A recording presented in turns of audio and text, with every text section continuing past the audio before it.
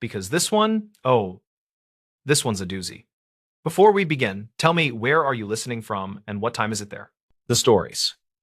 This motel room voicemail raised a separate question. On a rainy Tuesday, near the end of tourist season, a motel room voicemail carried a question that did not belong. It turned a tired end of shift into something careful and strange, and it started with a blinking red light. Dorian Pike worked nights at the Northway Motor Inn, 37, a patient manager who fixed things others ignored. The place sat off a service road past a truck stop, with a diner and a feed store as neighbors. He started that shift with a simple goal: balance the register, finish the towel count, and coax the ice machine back alive. The storm slowed arrivals, and the security monitor rolled its quiet grayscale loop of the parking lot. Housekeeping left a note about room 12, the kind of note other managers forgot to read. The bed looked unused after checkout, the television glowed at low volume, and the phone message light blinked at eye level. He carried a spare key, pushed the door open, and smelled damp carpet and motel soap. Nothing surprising. The news channel murmured through commercials, a static map of counties he could name without trying. On the nightstand sat a spiral notebook half full of block letters, a takeout cup, and a key card with the room number worn. He pressed the voicemail button with his knuckle because the button shocked him once in summer. A male voice filled the room with a flat question that stopped his hand, like a bad chord laid wrong. The voice asked, "Did you move the smoke detector again?" And then silence, followed by the system tone and cutoff. He replayed it twice, and the question felt like a pebble in a shoe, something to be dealt with. Smoke detectors did not get moved by guests without reason, and nothing about the room said routine or careless. Dorian checked the detector on the ceiling, a cheap white unit that did not match the others on the hall.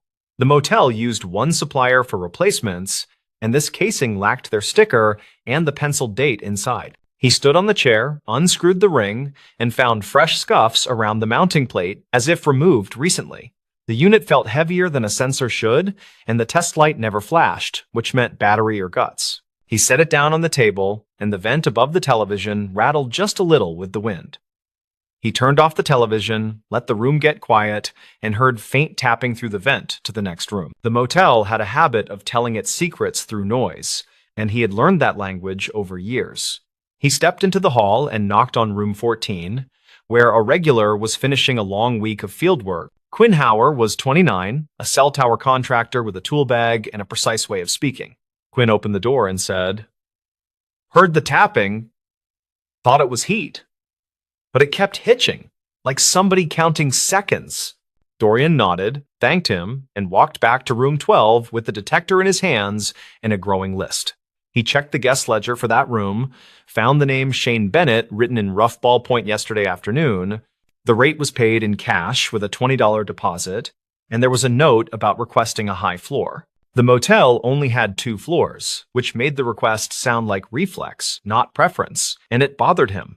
He logged into the creaking PBX console behind the office door, a beige box that stored more than it admitted. The system kept message times, not caller numbers, but it stored archived call counts and extension traces within limits.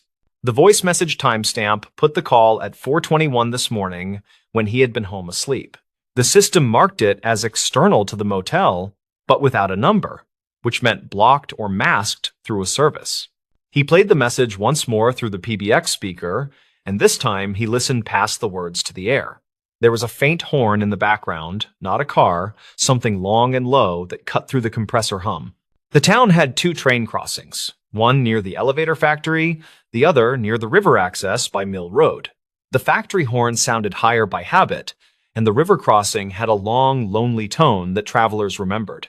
He wrote train horn in the notebook, then dialed the non-emergency line and described a suspicious device in room 12. He kept the language careful and factual, and the dispatcher asked for his name, then said a unit would respond. Housekeeper Irina Kowalski stopped by the desk to clock out. 58. Quiet. A 10-year veteran of the place. She saw the detector on the counter and said she smelled glue when she changed linens, thought it came from that. He asked if she saw anyone in room 12 after checkout, and she said only a woman with a baseball cap. She had a service bucket and a ring of keys, and Irina thought she was with maintenance, since she walked like staff. There were 2 maintenance guys by payroll, Neither wore caps, and neither worked Tuesdays after 3 in the afternoon. He wrote this down, then checked a clipboard of deliveries, and found a package signed by someone not on schedule. The box came yesterday morning for guest Bennett, signed by a scrawl that did not match any front desk initials. It contained a replacement smoke detector per the note, which made the blinking voicemail question feel heavier. Dorian carried the box to the office, found bubble wrap inside, plus a cutout where the detector had Saturday, tape residue stuck in a neat circle on the cardboard, and a tiny zip bag with nothing in it fell from a seam. He looked at the detector again under the desk lamp and noticed a slot behind the grill where no slot should be. He slid a paperclip in and clicked against something spring-loaded, which offered and then refused to move. The responding officer arrived while the storm thickened, and his boots left dark prints that dried like islands. He introduced himself as Deputy Holloway, 40, calm voice, and asked for the room key, the voicemail, and the timeline. Dorian played the message for him on the office speaker, and the train horn showed itself again under the words. Holloway wrote it down, then called in the serial from the detector, and the brand came back to a discount dropshipper. They walked to room 12 with the box, and Holloway took photos with a little camera that hated the low light. He gave Dorian latex gloves from his pocket, then pointed at the slot and said he would rather not break it. Dorian tried the paperclip again, this time with a little twist and a push, and the plate popped forward an inch. Inside sat something that was not a sensor, a puck with a lens barely visible, and a microcard at the edge. He did not pull it, he did not touch the lens, he just looked at Holloway, whose jaw tightened for 3 beats. The deputy called dispatch and asked for a detective on call, then told Dorian to step back and breathe. The motel office had a rule about honesty with guests, which worked until honesty touched evidence and risk. Dorian printed a sign for the counter that said, "Service delay for weather," and the storm covered that small necessary lie. Holloway kept the room closed and waited for the detective, while Dorian returned to the PBX to audit messages. He printed the log for the last 2 days, circled 3 external calls to room 12, all between midnight and 5. He played the first 2 messages carefully, and they were empty hang-ups, with the same horn underneath and 1 faint laugh. He resisted all guessing and wrote horn consistent in a margin, then underlined the time of the 3rd message. He checked the security drive for the hallway, and the camera caught only the tops of heads and a bit of shoulder. At 3:12 this morning, a person in a cap walked by with a tote, turned left, and vanished from frame. Dorian paused on the frame and noted the sleeve stripes, a set of 2 pale bands near the wrist. Irena had seen a cap on the woman, and the frame showed hair tucked tight, with a loose strand at the neck. Detective Renner arrived with a kit and a steady patience, a mid-40s investigator who disliked motel carpet. She listened to the voicemail twice, glanced at the detector, and asked Dorian to walk her through intake and checkout. He explained the cash payment, the request for a high floor, and the delivery for a detector that should not change. She wrote as he talked, asked about prior incidents, and he mentioned 2 privacy complaints from summer travelers. Those complaints stopped after he replaced room units from the same run, and he had kept the receipts and dates. He pulled copies from the accordion file, and she photographed them, then asked whether any rooms shared vent passageways. He described the vent layout, straight shaft between rooms in pairs, with thin walls that carried sound farther than comfort. Renner nodded and walked to room 14, asked Quinn to step into the hall, and confirmed the tapping report. Quinn described the pace like a metronome, not random, 2 taps, then a short pause, repeated until the thunder started. Renner wrote it down, and Dorian drew the pattern in a margin, then realized something he had missed earlier today. The television in room 12 was on the news channel at low volume, which travelers often used as a decoy. Some people left it on to pretend someone was inside, which meant the room might have been staged after a quick exit. Renner opened the detector with gloves and eased the card into a tiny envelope, then sealed it with her initials. She asked Dorian about any computers to view file sizes, not contents, just metadata, and he shook his head no. She used her agency laptop to check what the card held, and the screen reflected in the blank television glass. The card contained multiple files named by date and time, a standard naming scheme, which meant scheduled recording, not motion. Renner closed the laptop without opening anything and said the specifics would wait for a warrant and a lab. She asked for the guest profile again, and he gave the same summary, plus the note about the signed delivery receipt. Dorian returned to the box and saw a faint watermark in the cardboard that read Consolidated Freight with a Town. The town sat by the river tracks where the Longhorn lived, and the company ran a warehouse near the ramp. He wrote the company down as an external lead, then called the number printed on their listing from a web search. He asked, in his perfectly polite desk voice, whether any packages left for a motel guest yesterday morning. The dispatcher said they handed one small box to a contractor with a name that matched no employee on file. It was recorded on their log with a time, and the signature block contained the same scrawl as his earlier photocopy. Renner thanked him for the call, took the information, and said she would handle any next contact with that company. She requested the spiral notebook from the room, and Dorian placed it in a bag, pages open to the block letters. The letters contained hotel names and highway exits, a list of routes that matched a traveler who did not like surprises.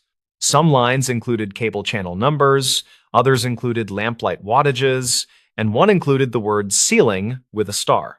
Dorian remembered a complaint from 2 weeks ago from a different guest about a beeping detector in room 5. He checked his maintenance log and found he replaced that unit on a Wednesday after a short argument about deposit charges. He fetched the old detector from the storage shelf, where broken things went to wait for disposal, and compared its weight. The broken one felt light as expected, and the one from room 12 felt like two of them taped together. He unscrewed the broken one and found no strange slot, only dust, a dead battery, and the usual brittle plastic. Renner watched from the doorway and nodded, then answered her phone, and her yes sounded like cautious confirmation. The non-emergency dispatcher had pulled 2 archived calls from the spring that sounded similar, not identical, but close. Each referenced a detector, each asked whether it had been moved, and both targeted rooms paid in cash and late. Renner asked Dorian to print any copies of photo identification kept on file, and he showed the log policy instead. The inn did not photocopy identification unless the card used for payment had a name mismatch or a mismatch with booking. He looked at the lobby camera track for the check-in, and the frame showed a jacket with sleeve stripes again. The face never lifted to the lens, and the cap brim hid most features, but the build matched the hallway pass. The storm eased into a steady pour, the kind that makes a street look polished, and the motel sign clicked. Renner gave Dorian a statement form and asked him to write what he did and why, as precisely as possible. He wrote that a voicemail raised a secret question about a smoke detector, which is not a thing guests ask. He wrote that the detector was wrong for the room, that its weight felt off, and that a slot existed. He wrote that a horn in the background suggested a location near the river tracks and that a freight watermark helped. He wrote that a woman with a cap carried a tote down the hall, and that tapping came through the vent. Renner finished securing the room and returned the hallway to regular use, with a note to keep room 12 closed.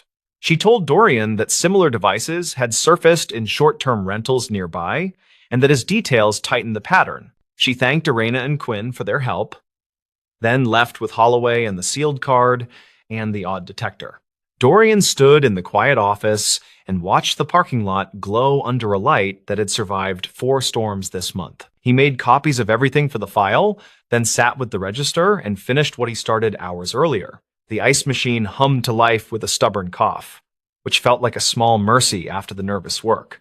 2 days later, Renner called to say the voicemail mattered more than he realized because of the horn and the freight. The freight record placed a contractor truck at the warehouse near the river during the call window before dawn. She said the case would likely spread across jurisdictions and that his notes already sat in a shared folder. She did not share more, and he did not ask, because he understood the slow way these things must move to hold. Quinn checked out with a handshake and a tight thanks, and Irena started a new hallway routine that included ceiling checks. The motel added a policy line about devices, not because it fixed the world, but because it set a tone. On the next Tuesday, the phone light blinked again in a different room, and Dorian felt a breath catch. He pressed the button and heard a normal message from a family asking for extra towels, and he laughed because relief deserves sound. He still thought about the spiral notebook, about the starred word ceiling, and about the staged television glow. He thought about the simple question that did not belong, and how such questions sometimes open doors no one planned. Travelers came and went, the storm season thinned, and the parking lot felt like a stage that forgot its lines. Dorian kept the office tidy and the camera lenses clean, and he learned to trust the hairs rising on his arm. The stories. This highway turnout kept a missing trucker's toll receipt. The turnout sits between scrub pines and a windblown ditch, and it held a toll receipt longer than anyone realized. The receipt came from a night when a driver stopped for 6 quiet minutes, then disappeared beyond the concrete barriers. Dorian Hale worked highway maintenance for the county, age 37, and he took pride in simple, measurable things. His Thursday assignment was routine line checks, with a side errand to clear debris from an overflow grate near the eastbound turnout. The morning felt ordinary as he idled the orange pickup, sipped gas station coffee, and clipped a laminated checklist to his clipboard. He pulled on gloves, set cones, then walked the shoulder counting reflective posts, and he hummed a tune he could not place.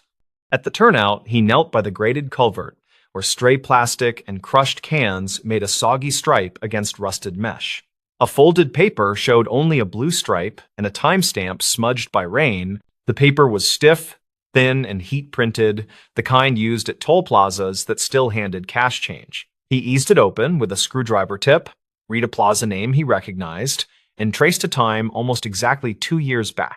The fare matched a commercial axle count, and a faint pen mark read Brandt in shaky block letters. Dorian knew the surname because his father still kept a clipped article about a driver named Silas Brandt.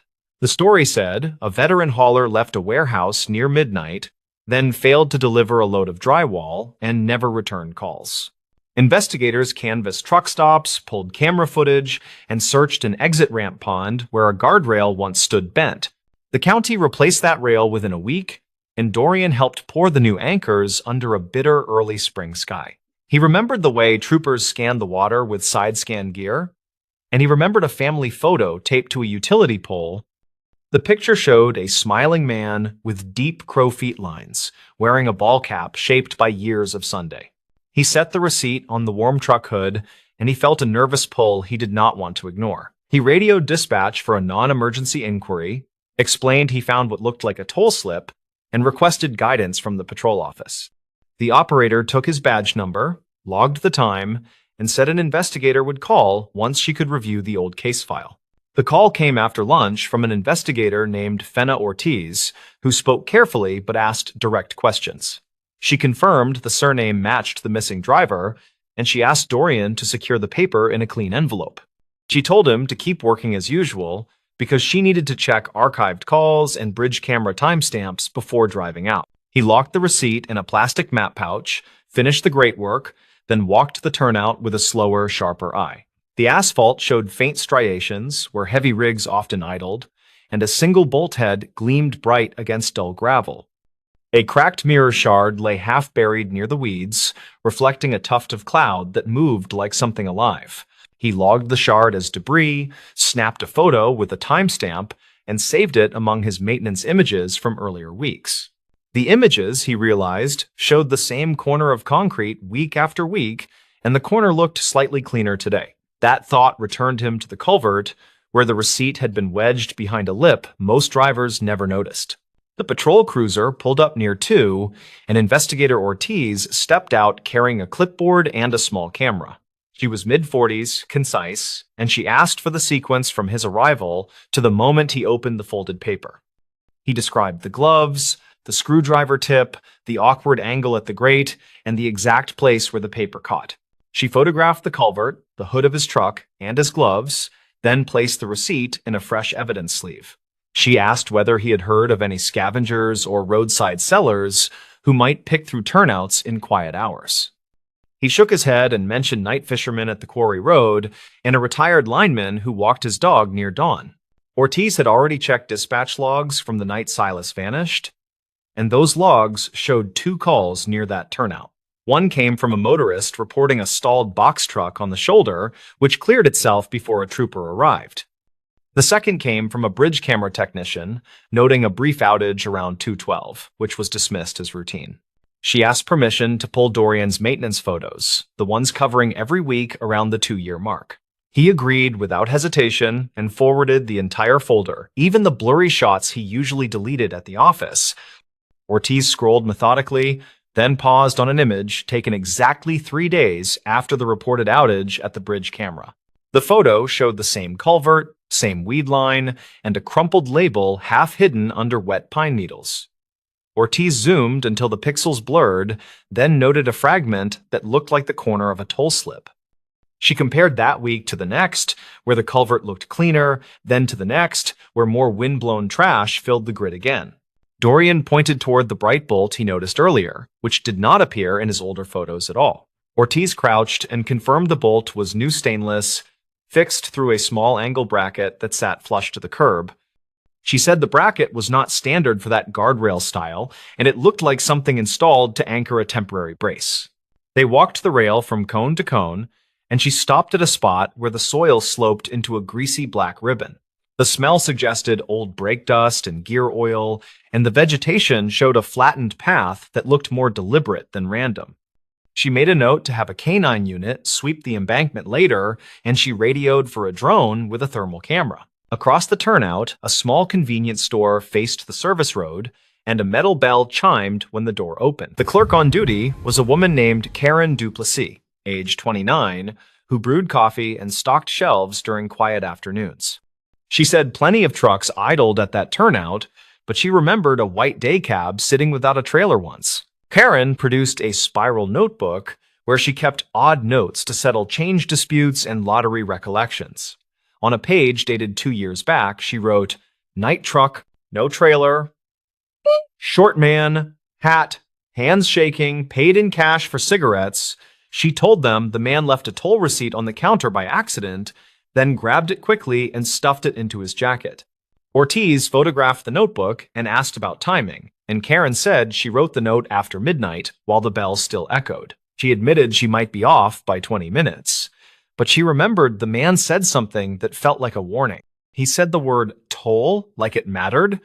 Then he asked if anyone was working late at the bridge control shed. The bridge control shed sat above the river, spanned 3 miles east, where cameras watched traffic and signboards scrolled travel times. Ortiz called a former technician named Orville Pacheco, age 62, who kept his own notes in a faded green ledger. He said he logged an unexpected visit that same night.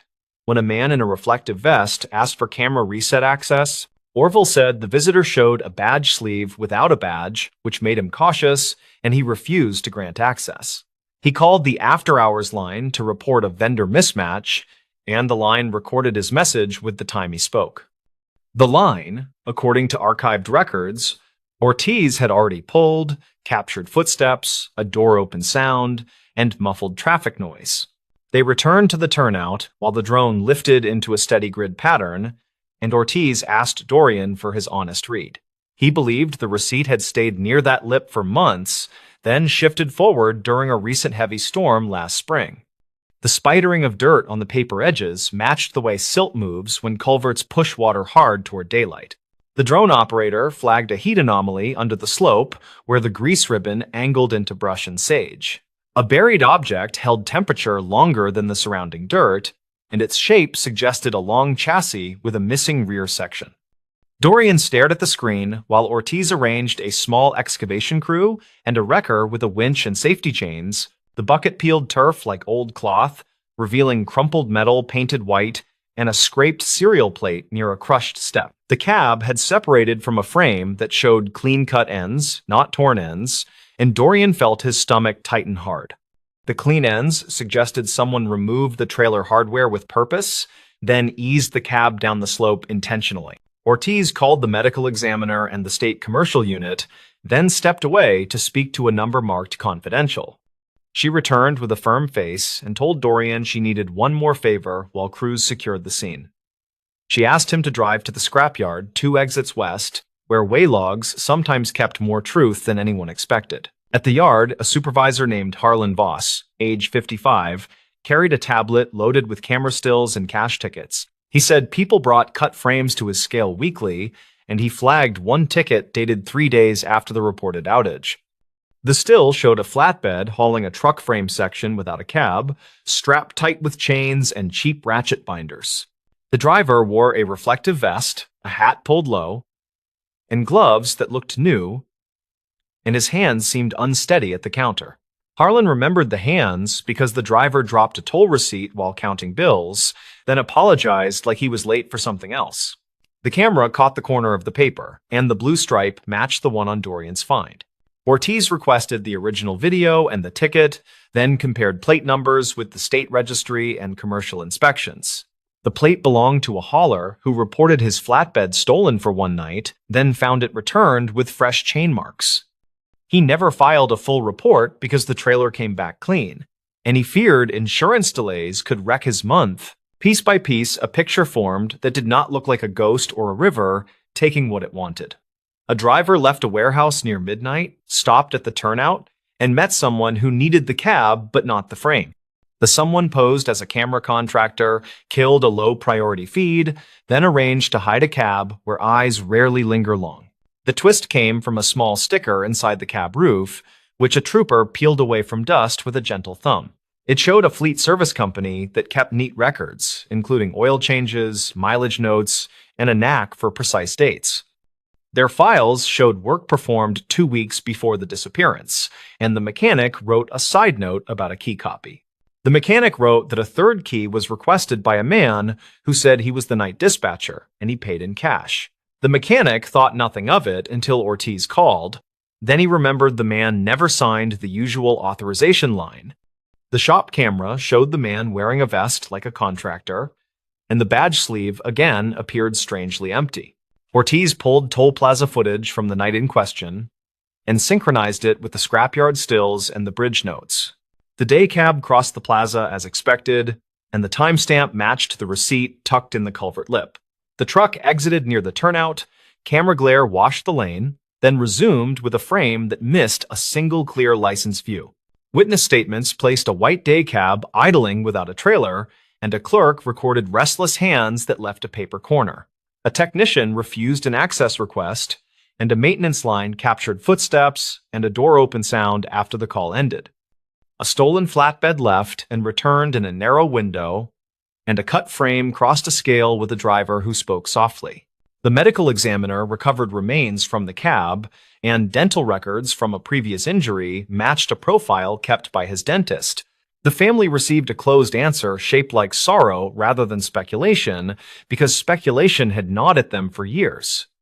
The drywall load had been simple, the route had been familiar, and the end had hidden in a slope beside a lonely turnout. Motive came faster than Dorian guessed, and it turned on a small insurance clause that rewarded a competing carrier. The person posing as a contractor had worked for that carrier briefly, then left a digital trail of stolen dispatch templates. He understood cameras, toll patterns, and how to bend the timing of people who worked graveyard shifts with tired eyes. Ortiz did not say solved aloud in front of anyone, and she used the gentle phrasing investigators save for families who have waited. She told them the discovery was due to a maintenance worker who kept notes, who walked slowly, and who refused to shrug. She mentioned the receipt that waited in a lip everyone missed, and she promised it would be handled with care. A week later, Dorian returned to the turnout with a new grate and a broom because he wanted the place to look tended. He replaced the odd bracket with the correct plate, tightened the bright bolt, and brushed the concrete until the dust lifted. Cars hissed past, and a train horn carried from somewhere distant, and the ditch water moved with a plain, steady sound. He thought about simple, measurable things as he loaded the cones and folded his checklist, and the tune finally came back. His father used to whistle that tune while changing oil in a gravel driveway under a high summer Sunday. He stood quietly, listened to wind in the pines, and let the ordinary noise of the road remind him why details matter. Karen's notebook went back under the counter, Orville's green ledger returned to a shelf, and the scrapyard ticket stayed scanned. The river cameras got a new maintenance sticker with a fresh signature line, and technicians added a habit of requesting 2 verifications. The county posted a small plaque at the turnout with no names, only a line about patience and careful work. When Dorian passed that spot after later storms, he slowed as a reflex, and he watched small things settle where gravity pointed. He understood that places remember without meaning to, and that a crumpled paper can hold a night in its faded stripe. He started stopping for coffee at the store more often, just to say hello and to count the steady ring of the doorbell. The road kept moving, trucks kept downshifting on the grade, and the turnout regained its ordinary shabbiness in summer heat. Dorian did not tell the whole story to anyone at the diner, and he did not dramatize what the cable hooks revealed. He kept the memory in the quiet pocket of workdays, where tools sat cleaned in their tray and notes lined up square. There was no miracle in any of it, only a patient chain of human attention passed hand to hand without ceremony. The receipt was not miraculous either. It was simply patient, wedged where water and wind forgot to sweep. A missing driver got his name back in a single sentence, and a family traded uncertainty for grief that could finally breathe. Years will pass, and that turnout will keep catching wrappers and leaves, and a worker will kneel to clear them. Someone will hum without knowing why, and maybe remember how a small slip of paper can outweigh a rumor. The place will not speak, yet it will still hold that long night in the print of its concrete, quiet as a held breath. Dorian drove away as shadows crossed the lane markers and the orange hood flashed twice in the side mirror. He felt lighter and heavier at the same time, which is how truth can sit after it finally finds a home.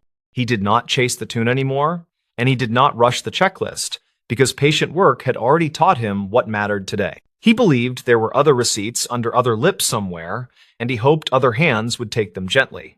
He kept his camera roll tidy, his gloves clean, and his pencil sharp enough to write down what needed remembering. The turnout stayed ordinary when he left, but the ordinary held a story now, and that felt exactly right. The stories.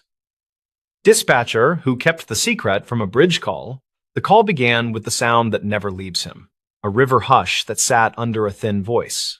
On the log, it read as a welfare check near the west span. The timestamp matched the shift change.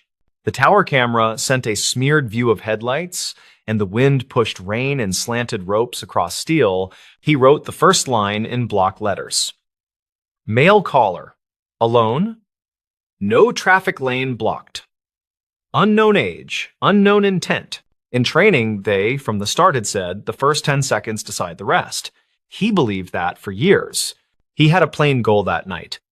Finish paperwork early, drink the cold coffee anyway, and get home before midnight. Kellen Duarte, age 38, worked as an emergency dispatcher in a river town that never liked headlines. He lived quiet. 2 rooms over a grocery where the owner knew his name and saved him bruised peaches. He was good at the slow voice and the clear questions. He kept a notebook with dates and little arrows. On the tape, his opening line sounded the same as always. County Communications, tell me what is happening. The caller coughed, then said he was at the railing near the center truss. He asked for no sirens. Kellen clicked a marker on the map and moved the cursor a hair so the unit tags would not overlap. He asked for a name, and the caller hesitated like he was picking one from a shelf he had not visited. Call me Ross, the man said, then added something about the water looking like foil if you did not blink. There was a push of air like a mic against a jacket, and the traffic under the bridge hummed steady. Kellen kept the tone even, told Ross that people could meet him where he stood, and asked what brought him there.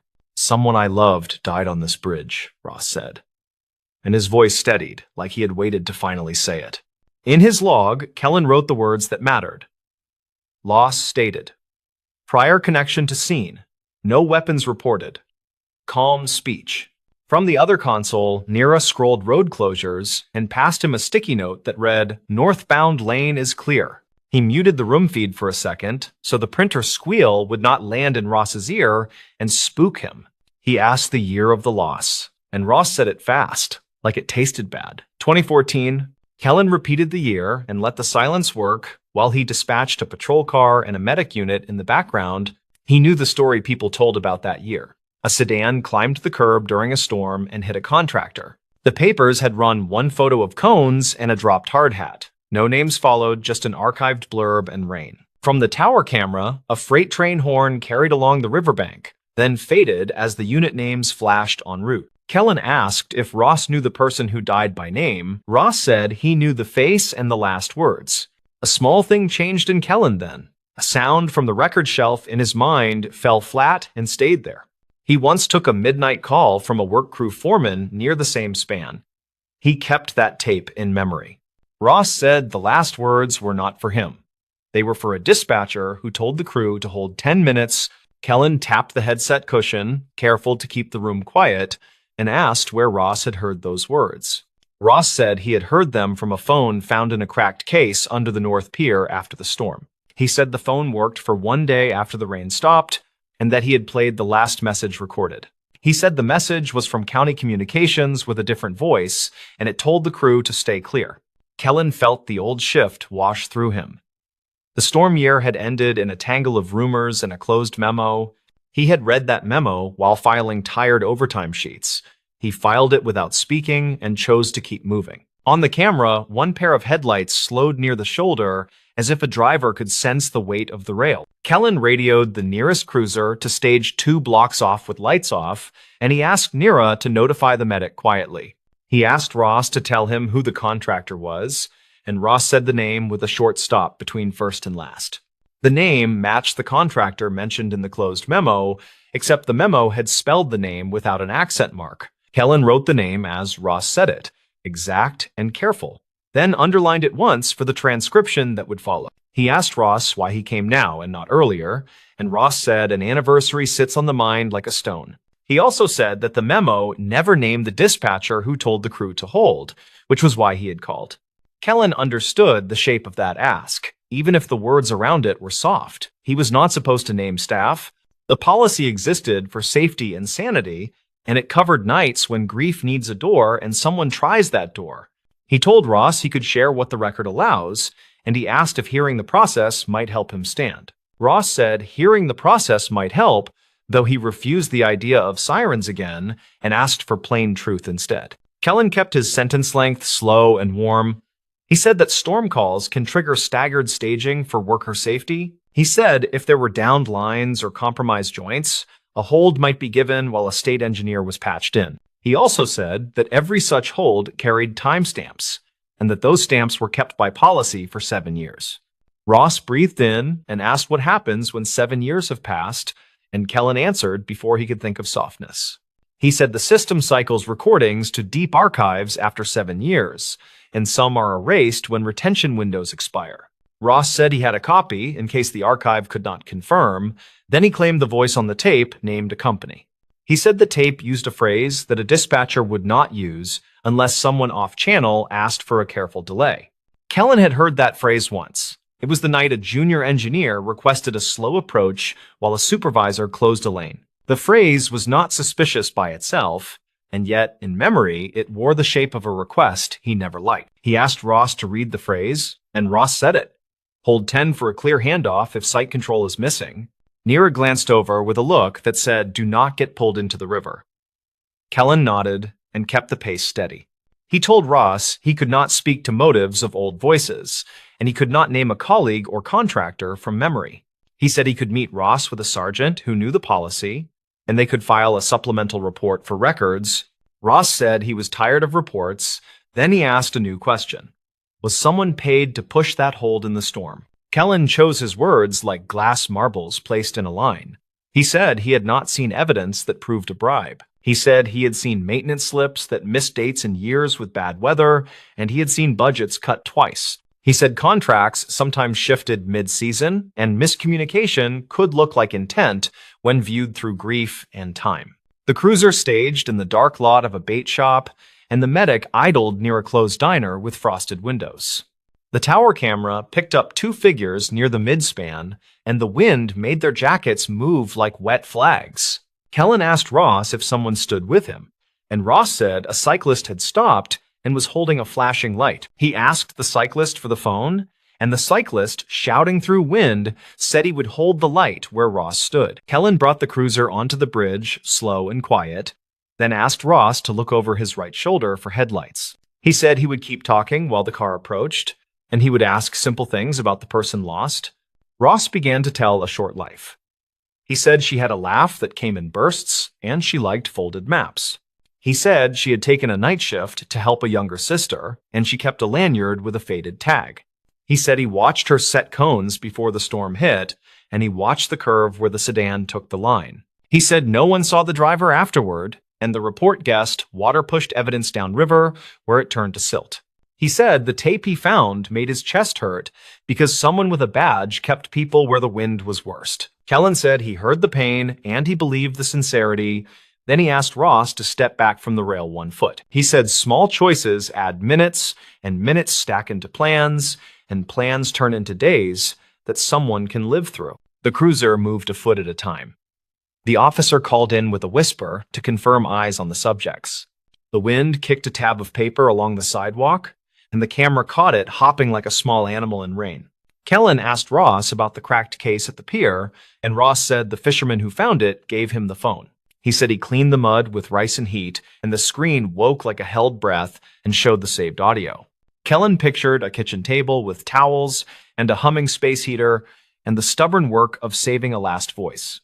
He told Ross that someone who would do that kind of work could also stand away from the edge and breathe tonight. Ross said people kept calling him crazy when he brought the phone around, and one clerk said to forget old storms. He said he would go if someone could promise the message would not vanish into a hole where things get lost. Kellen had a rule: never promise anything that depends on someone else. He made a different promise instead and wrote it down. He said he would take a copy himself, and he would log it as a citizen recording attached to a supplemental report. He said he would list the time and origin as provided, and he would initial the line and add a contact number. Ross went quiet, and the wind filled the line again, and the cruiser stopped a car length away with no flashers. The officer on the bridge said he saw a second person keeping distance, and the cyclist raised the light toward the railing. Kellen asked Ross if hearing a small true thing might help him come off the rail. Ross told him to say it plain.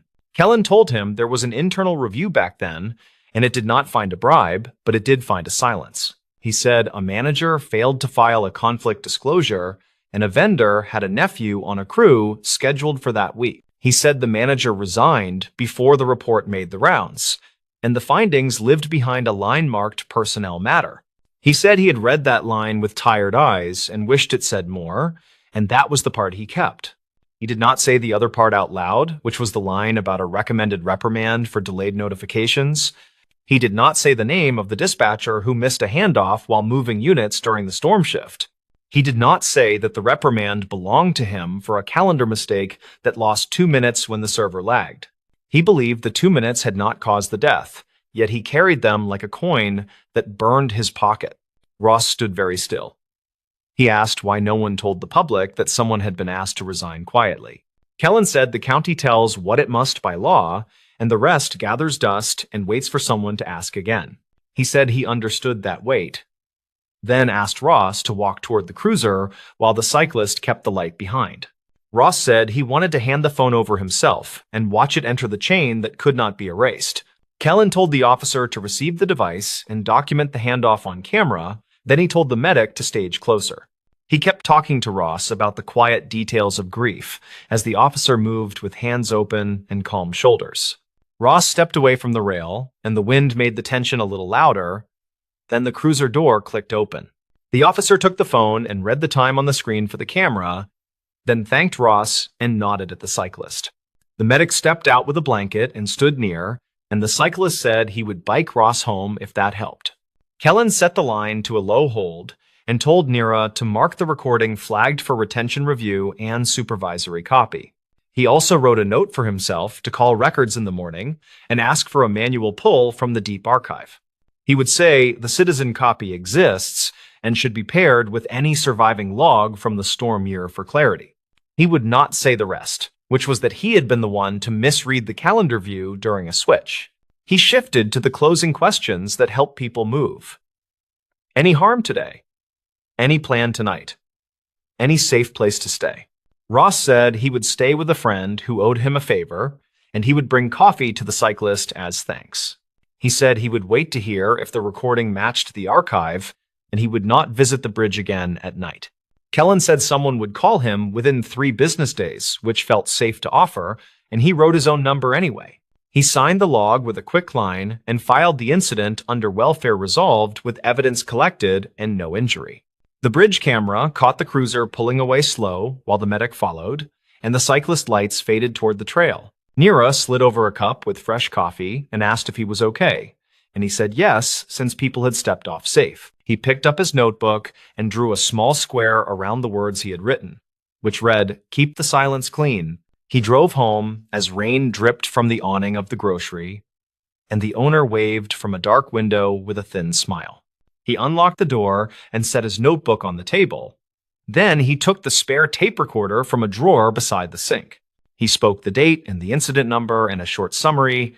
Then he said 7 words that were just for the tape. He said the bridge call reminded him why small errors multiply and why a person can choose to carry them alone. In the morning, he brought the tape to the records clerk as a personal note to accompany the citizen copy for context. He did not include the part about his own reprimand, which lived on paper in a file that no one requested. He told the clerk that the caller needed confidence, that the system held memory, and the clerk said that part was done. 3 weeks later, a letter arrived to confirm the match, and the archived call contained the same phrase and timing. The letter said the review board would annotate the old memo to reflect the vendor relationship that had been missed.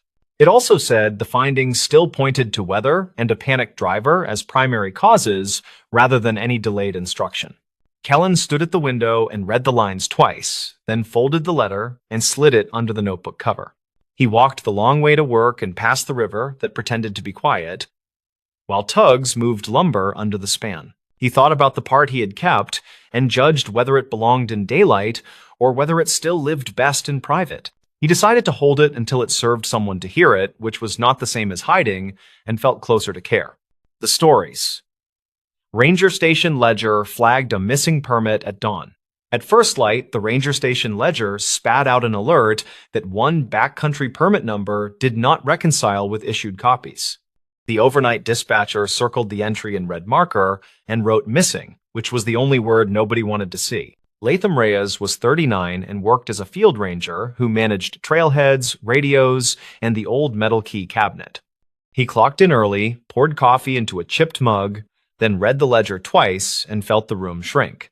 The permit number matched a reservation tied to a solo hiker who had not checked out by yesterday's sunset. The name read Tomas Halper, age 37, and the emergency contact line ended with no answer recorded. The station had a routine for this exact situation, which looked simple on paper and complicated in real life. He pulled the overnight radio log and the reservation printouts, then called the county dispatch desk for archived calls. The dispatcher on duty answered with a clipped voice and confirmed one brief call near dusk from a nearby pullout. The call dropped before the location pinged twice, so they logged it as incomplete. The park sat in a mountain chain that people photographed from a highway turnout that smelled like hot brakes in summer. Locals said the place had thin borders where trails overlapped with old timber tracks and forgotten mining access roads.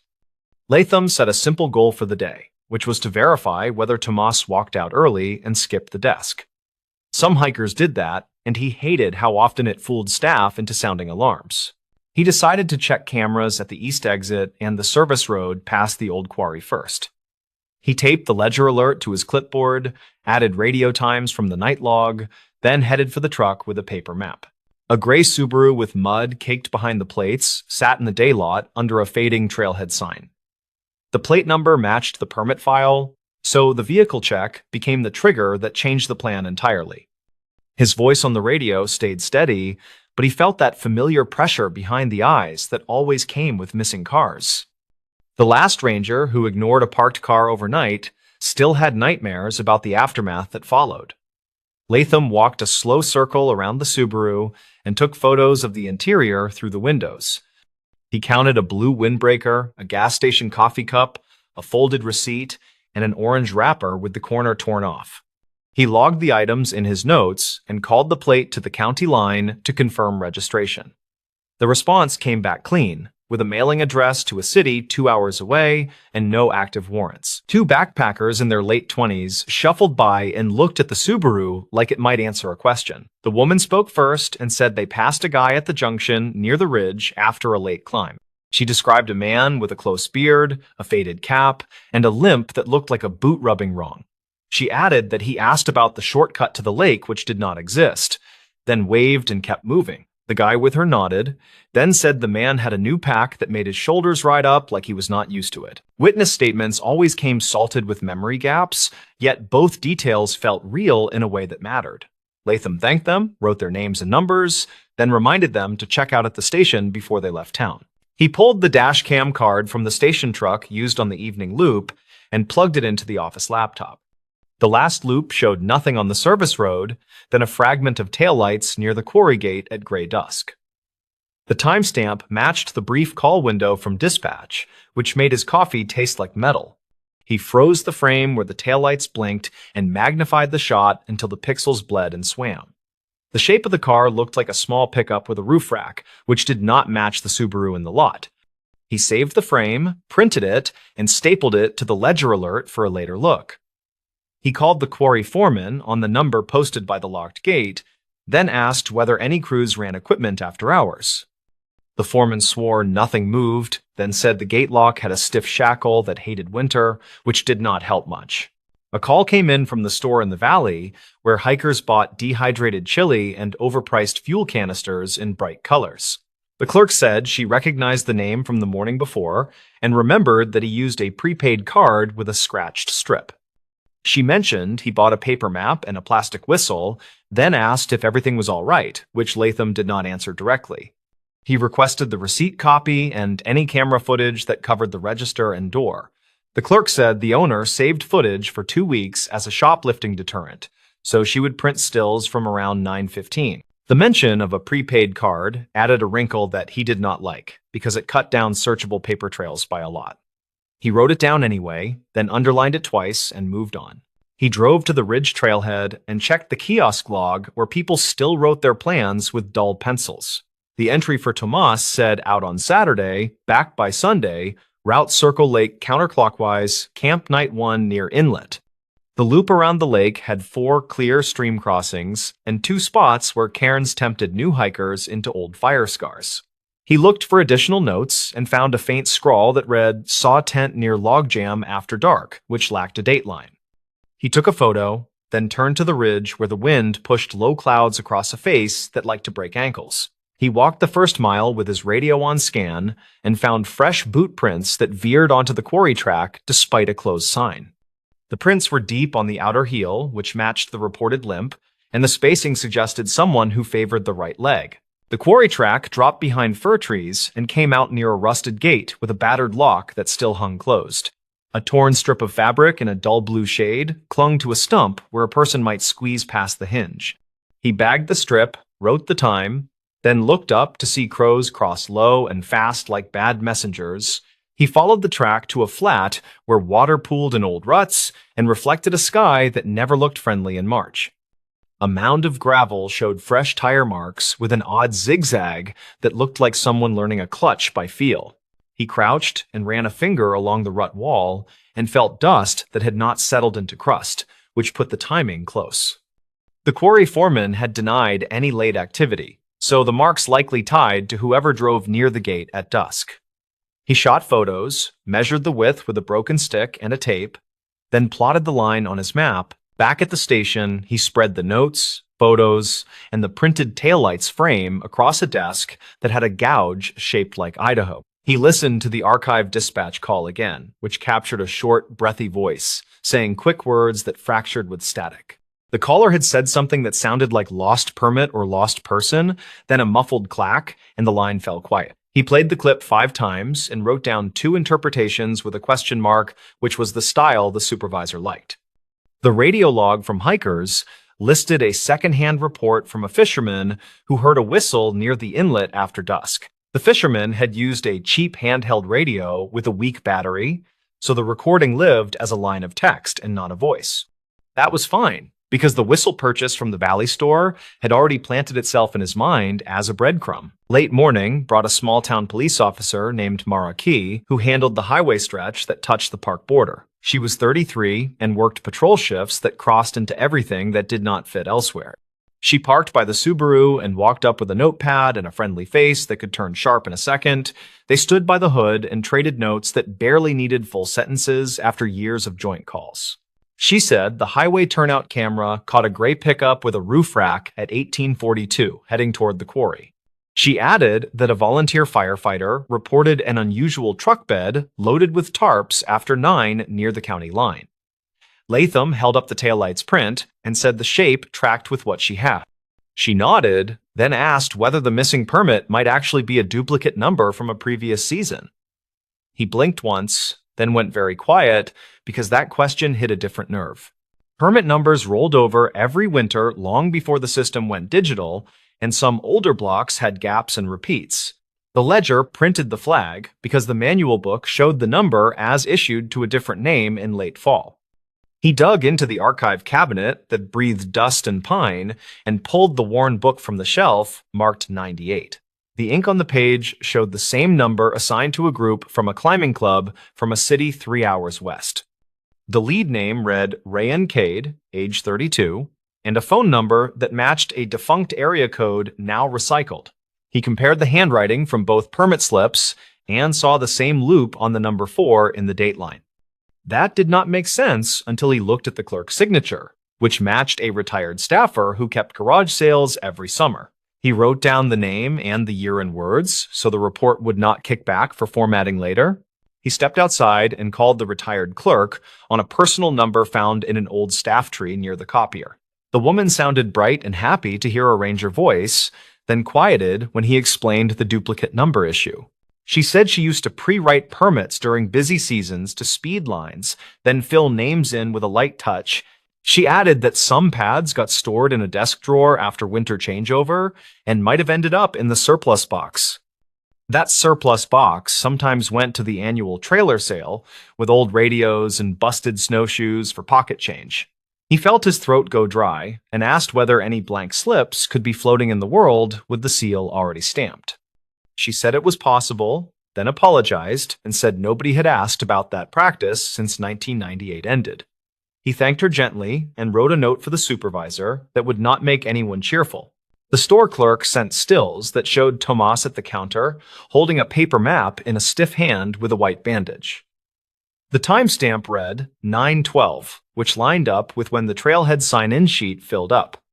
A second still showed a man behind him wearing a quarry company cap who bought batteries and jerky. That detail landed like a small stone in a bigger pond because of the quarry track prints and the taillights frame.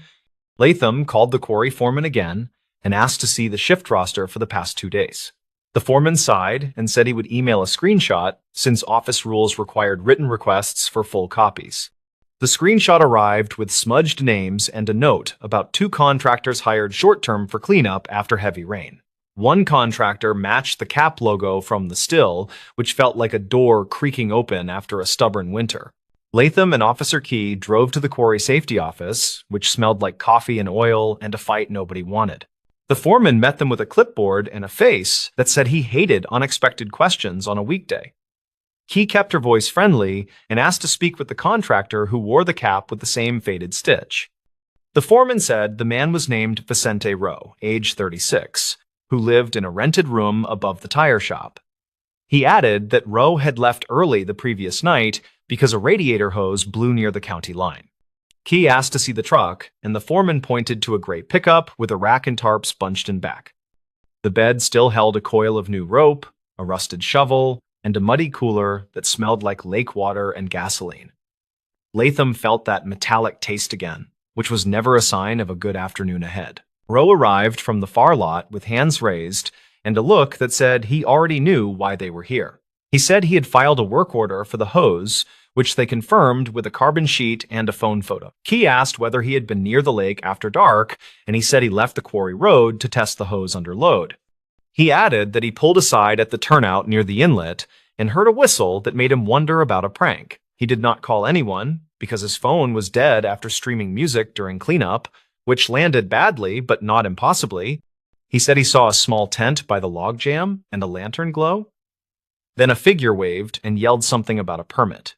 Key wrote it down and asked for permission to look inside the cooler, which Rowe granted with a shrug and a steady jaw. Inside lay 2 empty water jugs, a crumpled fuel canister sleeve, and a plastic whistle in an unopened bag from the Valley store. Back at the station, Latham laid the whistle sleeve next to the store receipt copy and saw a mismatch in barcode digits. The sleeve in the cooler matched an older shipment code that the store had sold out months ago during a discount run. That meant the whistle in the cooler likely came from a different source than the one Tomas bought at 9/12. He looked again at the still where Tomas held the map with the bandaged hand and noticed a line of dried mud on the cuff. The mud looked pale and powdery, which matched the quarry fill used to stabilize the service road after storms. He wrote a timeline that pinned Tomas at the store, then likely at the quarry road, and finally near the inlet after dusk. He wrote a parallel line for Roe that put him at the quarry, then on the same road, then near the inlet while testing a repair. The lines felt too neat until he added the duplicate permit issue that now seemed like a hinge rather than a footnote. He dug into the city address on file for Tomas and found a rental building with mailboxes that had newer locks installed last winter. The property manager answered with the cheerful speed of someone who wanted a clean day and already knew it was lost. She said a man with that name had paid cash, kept to himself, and left 2 weeks early with no forwarding note. She also said a different name had appeared on a delivery label once, which the courier mentioned when buzzing the wrong unit. The alternate name sounded familiar, and it clicked only when he reopened the 1998 ledger page. It matched the lead from the old climbing club permit, which tied the duplicate number to a person who should have aged out by now. The detail did not mean they were the same person, but it did mean someone liked to reuse names tied to old paper. Officer Key ran the alternate name through an old case index that kept records of search and rescue incidents on paper and microfilm. A report from 2 winters back described a fake distress call at the same inlet that lured volunteers into a risky night crossing. The caller used a prepaid phone and a different name, yet the voice transcription carried similar clipped phrasing and rushed breaths. The motive at the time seemed like a cruel prank, and nobody had linked it to anything tangible after the snow melted. Latham rechecked the gap between the whistle report and the dropped call and found a sliver where a person could move a short distance. He called the firefighter who reported the unusual truck bed and asked whether the tarps had looked wet or pulled tight. The firefighter said the tarps were tied tidy and dry, then added that the driver waved like a man who wanted to be seen. Afternoon shadows drew long, so they hiked to the inlet with a drone from the county that tracked heat signatures. The drone skimmed treetops and sent back images of the logjam, the bank, and the flat near the old survey marker. No body, no fresh campsite, just flattened grass near the logjam where a tent might have stood during a short decoy. They found 2 sets of prints, one deep on the right heel and one narrower with an even stride that cut toward the quarry track. Near the waterline, he found a paper map folded in a way he recognized from the still, which made his chest go tight. The map held a smear of pale mud and a faint X near the old prospector's trail that dead-ended at a slide. He bagged the map and stared at the X until it felt like it stared back, then marked the spot on his own copy. The slide path opened into a shallow cut with wooden forms left from a never-finished footbridge project funded in 2005. He followed the forms until he reached a square of ground tamped hard as a table near a tree with a scar. The earth felt too tidy for random hikers, and the tree scar had fresh resin that caught light in a clean yellow bead. He brushed aside pine duff and found a buried plastic box that held a stack of old permit slips with the seal already stamped. The slips matched the retired clerk's pre-written style, and several had Rayan Cade typed in a cheap courier font. A second stack carried blank lines and a stamp pad spot like a kit for people who wanted official-looking paper for a plan. He felt a chill that did not come from wind, then called Key over and photographed the box from 3 angles. The twist revealed itself slowly, as if embarrassed to be simple after such a day of layered rumors and tire marks. Someone had staged a missing hiker using a duplicated permit number and a prepaid trail of receipts to trigger a standard response. The purpose was not to vanish, but to bait a small law enforcement swarm toward the lake while a second person moved cargo from the quarry. The zigzag tire marks in the gravel now read like a practice route for a heavy load that needed a quiet window. The fisherman's whistle and the tent glow created a cautious pause in anyone tempted to check the inlet on foot. The taillights near dusk were a partner vehicle that pulled close to the logjam, then backed out during the start of the false search. The target was not a person, but scrap copper and tools stored in a locked shed near the service road past the old quarry. They found the shed lock sliced clean with a battery saw when they returned with the foreman and a bolt cutter key. The inventory list taped inside showed spools of copper wire and fuel additives that had resale value in cash-only salvage yards. The contractor truck bed dimensions matched the load footprint on the dusty floor, and a partial shoe print matched the even stride near the inlet. The limp prints belonged to whoever wore a new boot wrong, which now felt like another layer for misdirection rather than a true injury. When confronted, Rowe did not fold, but the quiet employee who ran the tire shop room rentals gave a statement. He said Rowe met a man who matched Tomas in the parking lot and moved tarps between vehicles near sunset. He added that Rowe left after 9 with the bed loaded to the rails, which aligned with the firefighter observation with uncomfortable precision. The county prosecutor would need clean evidence, so they worked careful and slow to gather the chain. The paper box of pre-written permits became a centerpiece, since it explained how the ledger flag could be predicted in advance. The duplicate number drew attention at dawn by design, which pulled eyes away from the road where cargo rolled past a gate. The prepaid receipt at the Valley store placed a decoy at a predictable time, which witnesses could later repeat with conviction. The dropped call created a sympathetic recording in the archive that every incident review would elevate in urgency. The taillights in the dash cam and the turnout camera filled the gaps with enough glow to animate a story that felt real. None of it solved every moment, yet together it built a scaffold sturdy enough for charges that did not fall apart. They never found a body by the inlet, which fit the theory that nobody had been in true danger that night. A week later, a different store camera captured Tomas in a neighboring county buying a tire patch kit with a clean, unbandaged hand. The clip went into the case file under reportedly cited, along with a printout of the copper sales ledger from a salvage yard off the highway. Rowe took a short plea on theft and tampering with evidence, which irritated people who liked long answers. The paperwork on the duplicate permits triggered a policy change that barred pre-writing anything since 2021 onward. The retired clerk cried in the parking lot when she learned her old shortcuts had fed a scam, then hugged Latham like a nephew. He told her people adapt to pressures they do not design, and the fix mattered more than the blame. When the Subaru finally left the lot on a tow, the trailhead looked as ordinary as a grocery aisle on a Tuesday. Officer Key stood with her hands in her jacket and watched the tow lights climb the hill toward the highway. She said the simplest cons always hide in systems that run on habit and paperwork. Then she smiled without much humor. Latham looked at the ridge where the wind never ran out, then at the ledger that still sat on the desk. He thought about the whistle and the map and the soft faith people place in official stamps and good intentions. Later, he locked the station, and the rafters creaked in the cool like an old house learning a new rule. He drove past the turnout and looked once at the lake, which held its secrets with the stubborn patience of cold water and granite. He told himself they had not solved every detail, but they had nudged the pattern toward daylight, which was enough for now. The stories. This motel room voicemail rerouted search teams that winter. They kept saying it started with a motel room that smelled like old coffee and bleach, and with a voicemail nobody expected. The recordings came out in late winter after a storm knocked power across the county and kicked the motel phones awake again. Rhea Tavener was 37 and worked as an emergency coordinator for a spread-out mountain county that never felt ready. She had a habit of keeping paper maps rolled in a rubber band and a small camera tucked under her parka. That morning, she wanted only to rebalance commitments and check that the warming shelter had enough cots for the week.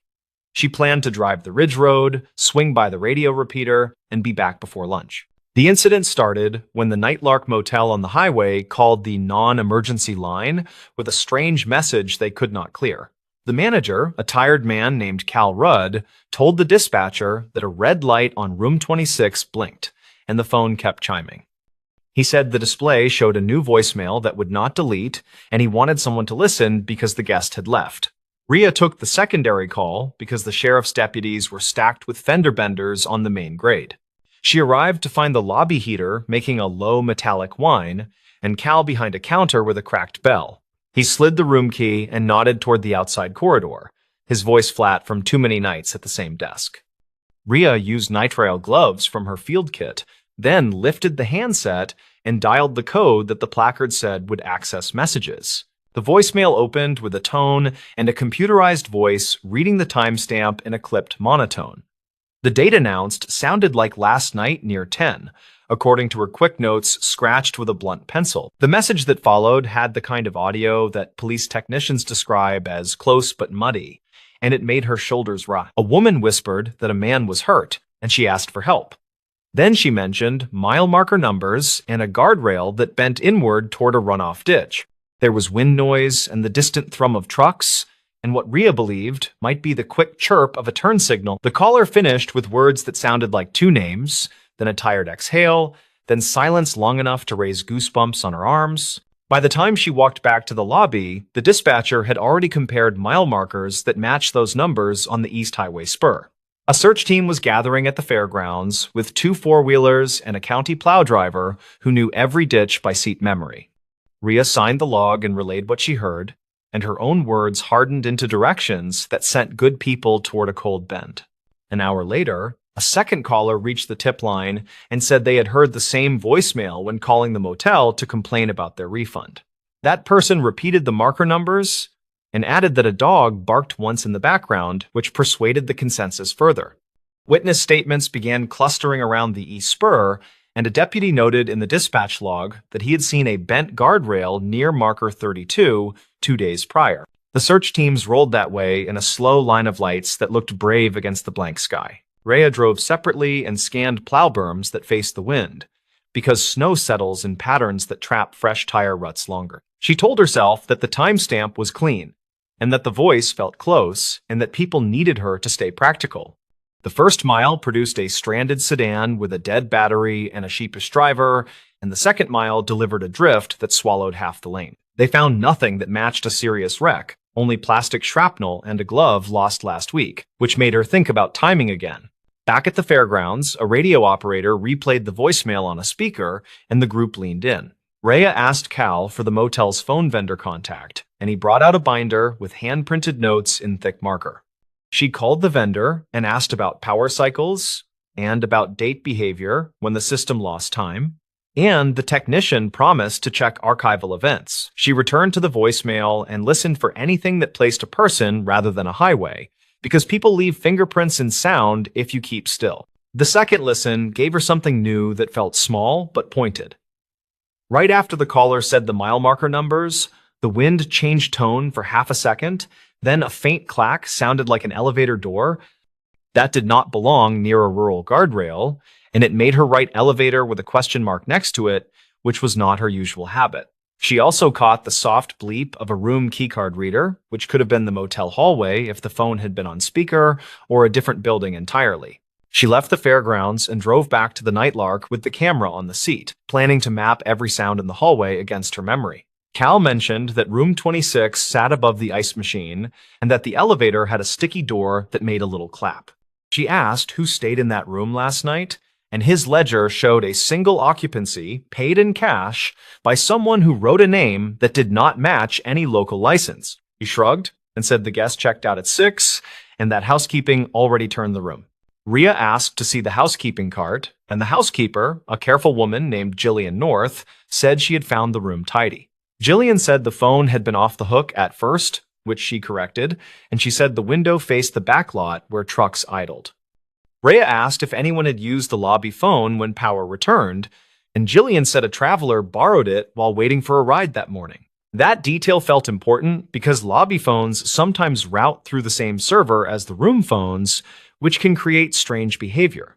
The vendor called back and reported that their server recorded an abnormal offset during the storm, which could shift timestamps for local voicemail. He said the system fell back to a factory clock tied to a different zone, and then resynced once the internet returned, which can mislabel messages. He promised to send a small report, and Rhea wrote down the gist, then underlined the word offset because she disliked anything that moved signposts during a search. The dispatcher added a note in the log with that information, and the group paused to reassess direction.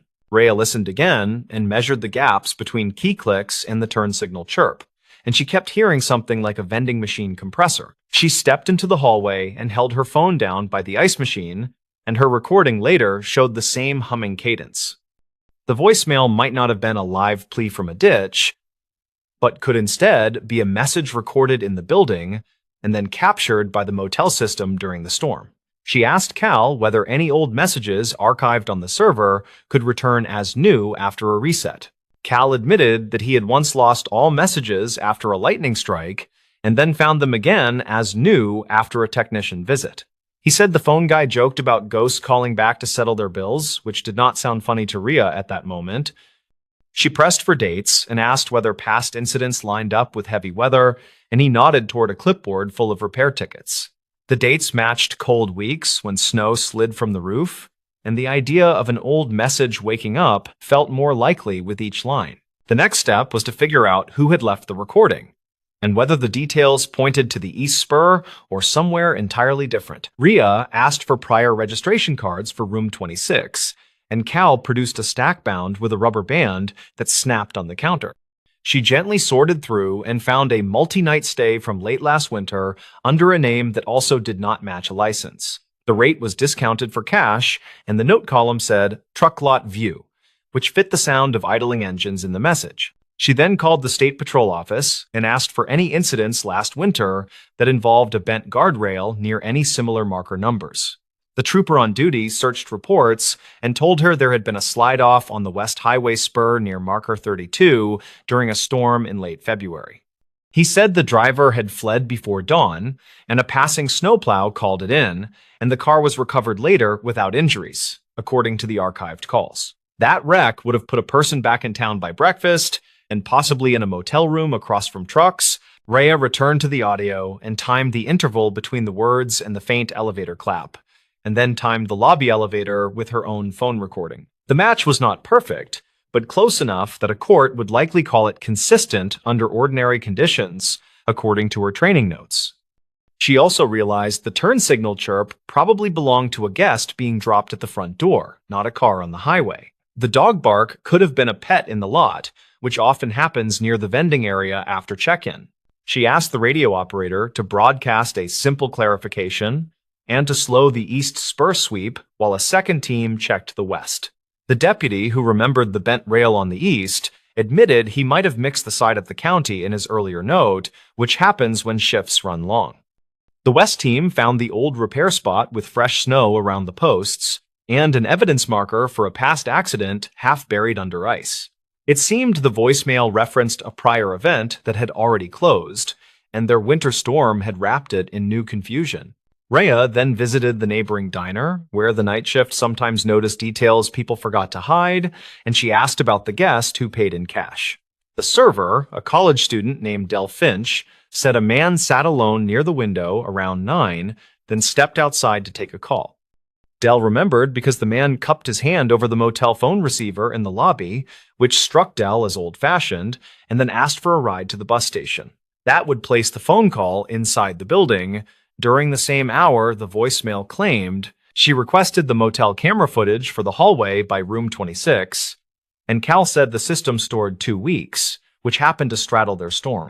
The timestamp on the clip showed a flicker at 9:58, right before the server saw the man on the lobby phone, which made her careful notes lean toward a local recording.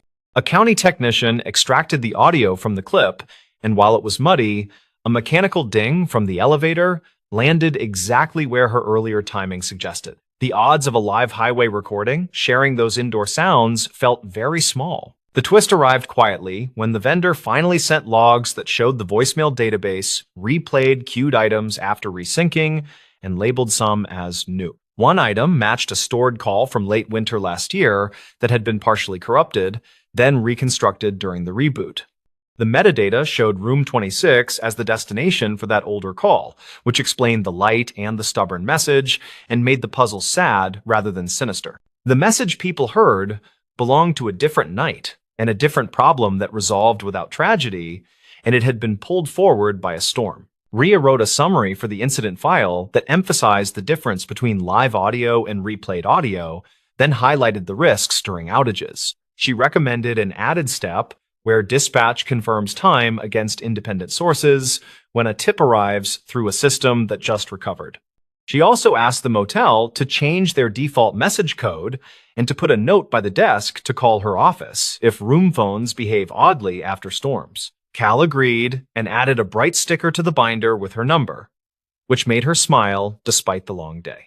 The search teams returned after noon with tired faces and a neat inventory, and they ate chili from a crock that steamed the fairgrounds office. Rhea thanked each person by name and reminded them that a wrong turn during a fast morning did not mean a bad job. She said the lesson was about signals and systems, and about winter technology that lies twice, and everyone nodded while they warmed their hands. She filled out the reimbursement forms for fuel and gloves and slid the packet into the outgoing tray with a note for finance. In the evening, she sat at her kitchen table with the paper map unfurled and marked the motel with a small circle. She added a line toward the west spur and penciled in the marker numbers with a question mark to reflect how close memory can sit to fact. She listened to the voicemail one last time through headphones, and this time the vending machine compressor sounded obvious enough that she wondered how she missed it earlier. Fatigue makes patterns where there are none, and urgency can turn a whisper into a highway without much effort.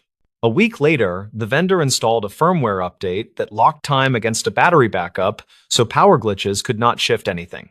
The sheriff added a line to the dispatch checklist about confirming independent clocks, and the radio operator taped a bold reminder above the console. Jillian named the ice machine Manny as a joke in the break room because it hummed in the same rhythm as the recording. Dell laughed and said the elevator still clapped, but only when someone shoved a luggage cart too hard against the door. In a different winter years ago, the same storm pattern had toppled a repeater and blacked out an entire valley, which lived in Rhea's head. She thought about that while walking past a wall of snow tools at the supply shed, and she decided to put spare batteries for hotel systems on the grant list. It felt like a small change inside a big map, and that was how she survived seasons that piled risk on top of routine tasks. She pinned the grant idea to her bulletin board and wrote a short sentence that read, "Verify time before direction." No one ever found the man who left the cash registration during the recent night because he boarded the bus and vanished into ordinary life. The earlier driver from last winter had been located and fined, according to the archived paperwork, which made that thread tidy in the official sense. The county slid back into the rhythm of plows and calls and an occasional lost tourist, and the motel phones stayed quiet except for room wake-ups. The red light over room 26 stopped blinking, and the ice machine chugged along with stubborn loyalty. Rhea kept the pencil notes in a folder labeled with the motel name and the date and included a copy of the vendor logs. She handed a training copy to the new deputy class and asked them to listen once without context, then again with the building map. The exercise worked because people learned how easily a detail snaps a hunch in half, and how worth it is to test every hunch. They left with a habit of checking other clocks before sending trucks into the cold, which is the sort of habit that quietly saves lives. By late spring, the guardrail on the west spur reflected the sun with a fresh coat of paint, and the plow berms had slipped away. The fairgrounds chili pot was replaced with a cooler of sports drinks, and the radio chatter turned toward camping permits and picnic warnings. Nobody brought up the voicemail during the season kickoff meeting, but everyone remembered the morning they chased a ghost along the east spur. The minutes simply read "Time Verification Protocol Updated," which looked small on paper and felt big in practice. People who were not there will say it was obvious from the start, and they will wonder why teams moved before verifying. People who were there remember the tone in that whisper, and the way good intentions sprint when wind hits the valley wrong. Rhea thinks the truth sits between those angles, and that winter rewards humility more than certainty, especially when phones and storms share a stage. She wrote that in the margin of her map, in handwriting that tilted uphill like a person leaning into a cold night. When she passed the Nightlark one afternoon with the window cracked, she heard the elevator clap echo through the empty corridor. It sounded like a period at the end of a long sentence that finally made sense, and she let the thought linger until the highway bent. The motel squatted back into its season of travelers who just need a warm bed and a snow-free path to the door. The voicemail lived on in a folder, and in the way the county listened to machines, and in the simple habit of checking the time. The stories. Paramedic returned a ring to this hospital wing. The ring sat in a small evidence pouch with a folded intake label, and the label named "This Hospital Wing." Security logged the delivery in the overnight book with a careful time, and they filmed the handoff at the ambulance bay. Calder Ruiz was 34, and he worked nights on a private ambulance that covered the mixed urban fringe. He drove a high-mileage rig with a sticky rear latch, and he kept a quiet notebook under the dash. He finished paperwork after sunrise, when the cafeteria coffee tasted burnt, and the elevators finally ran without packed gurneys. His simple plan for this morning made sense, and it fit the tired mood of the shift. He would drop the ring, sign the property line, and clock out before the traffic built. The ring was a plain yellow band with a shallow engraving, and the engraving read LK and May 14. He did not remember any patient who mentioned jewelry, and their overnight calls were ordinary transfers and one shortness of breath. The band came from under the bench cushion during cleanup, and he spotted it when a pen rolled and tapped. He pocketed the pouch because it felt wrong to leave it, and he headed for the East Wing desk. The East Wing used to hold telemetry and a step-down, and now it served as a rehab overflow when beds ran tight. The desk kept a property log from older times, and the same binder continued through years of tape and patchwork pages. The unit clerk looked at the label and frowned, and she called for the charge nurse by habit. The charge nurse checked the overnight admits and shook her head, and she said nothing matched a ring for this wing. She asked which patient lost it, and he told her none of their patients mentioned a ring at all. She said they could place it in central security, and they would open a claim if anyone asked later. He nodded but felt a tug, and the label still named this wing in plain handwriting. He asked if the desk ever handled stray property like that, and the charge nurse said it occasionally happened. A maintenance tech leaned from a ladder and listened, and he said the East Wing had its own ghosts by reputation. He laughed when the nurse shot a look, and he added that he meant the cardboard kind. He explained that old property envelopes sometimes turned up behind cabinets, and housekeeping would move them along. He said linens and small items traveled strange paths when movers closed floors, and people forgot until someone asked later. Calder thanked him, then he asked permission to check the binder for older notations. The clerk slid it over and pointed to a rule that said deliveries needed 2 staff signatures. The binder held thick pages with names and room numbers, and some entries noted patient transfers to other wings. Calder skimmed recent weeks and then months, and nothing showed the initials LK, or any ring notes. He asked if the wing ever logged items that did not belong to current patients, and the clerk said rarely. She remembered a wedding band that fell through a bed frame on a weekend, and it took months to track. She said a therapist found it during a lift motor replacement, and the family cried when they got the call. The clerk shrugged and said the hospital felt like a moving chest of drawers, and odds and ends migrated forever. Calder walked to security with the pouch, and the guard on duty scanned the label with a handheld. The guard said the pouch style looked older, and the zip strip color was not used anymore. The guard printed the receipt and asked for a description, and Calder gave the engraving as clearly as possible. The guard searched a property database and found no ring tickets for the wing, and his search covered 2 years by default. Calder asked if there were archived losses in older years, and the guard said records before 2014 were scanned PDFs. The guard called upstairs and requested access to a shared drive, and the wait felt like a small eternity. Calder stood under the camera bubble and reviewed his shift notes, and the notes listed 4 dispatch times with addresses redacted here. He wrote a short line about a transfer from a rehab floor with a pleasant dog calendar, and he wrote another about a night custodian who kept a radio. None of the lines mentioned a ring, and none of the patients wore jewelry in obvious ways. He opened his phone gallery and checked the bench photo he took for restocking, and the timestamp matched their return to the bay. The ring did not appear in that picture, and the bench looked clean and dull. He wondered if the ring slid loose after the photo when the rig shuddered, and the thought did not settle his nerves. The guard waved him back and offered a chair, and they opened a folder of ripped black and white scans. One report flagged an incident in the East Wing, and the date read May 14 of 2010. The note said a patient property bag failed during a bed change, and a ring listed as L.K. went missing. The report said staff searched the room, and linen hampers were checked in central processing. A second note added that the family could not be reached, and a voicemail box stayed full for weeks. The case closed without resolution, and the scan ended with a faded stamp that looked handmade. Calder felt the small click that happens when separate lines meet, and the label suddenly seemed heavier than its weight. He asked if the room number was legible, and the guard zoomed until the pixels turned into blocks. The number looked like 212 or 217, and the wing layout had changed since then. The guard said maintenance might have an old map, and a shop supervisor kept binders in a cage downstairs. Calder thanked him, and he asked to make a quick copy of the scan for his crew file. The guard printed the page and stamped a copy line, and he urged Calder to keep things simple with the wing.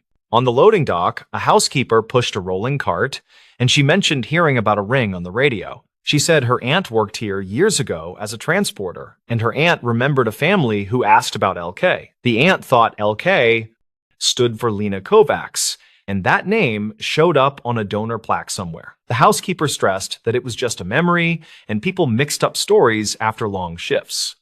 Calder thanked her and asked which plaque she meant, and she guessed it could be by the therapy gym.